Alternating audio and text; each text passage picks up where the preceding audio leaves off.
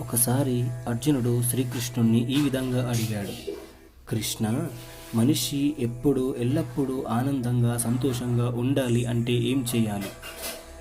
కృష్ణుడు ఇలా సమాధానం ఇచ్చాడు, అర్జున, మనిషి ఎల్లప్పుడూ సంతోషంగా ఉండాలంటే తన ధర్మాన్ని తను పాటించాలి, తన కర్మను తను పాటించాలి.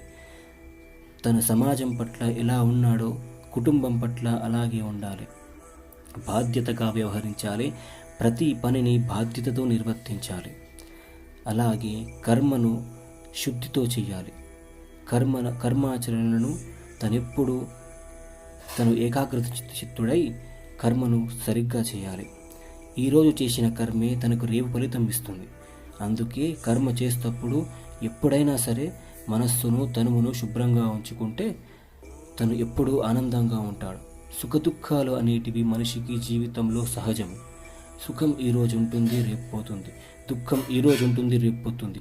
ఎప్పటికీ సుఖము దుఃఖము శాశ్వతము కాదు. ఆ రెండు ఎప్పుడు తాత్కాలికమే. అందుకే మనిషి ఎప్పుడు సుఖం వచ్చినా దుఃఖం వచ్చినా ఎప్పుడు ఒకేలాగా ఉండి ఒకేలాగా తీసుకొని ఆ రెండింటిని అనుభవించాలి. సుఖం ఎలా అనుభవిస్తాడో దుఃఖాన్ని కూడా అలాగే అనుభవించాలి. ఈ విధంగా శ్రీకృష్ణుడు అర్జునుడికి సమాధానం ఇచ్చాడు. జై శ్రీరామ్, జై శ్రీకృష్ణ. ఓం నమ శివాయ. జై భారత్. హర హర మహాదేవ శంభో శంకర.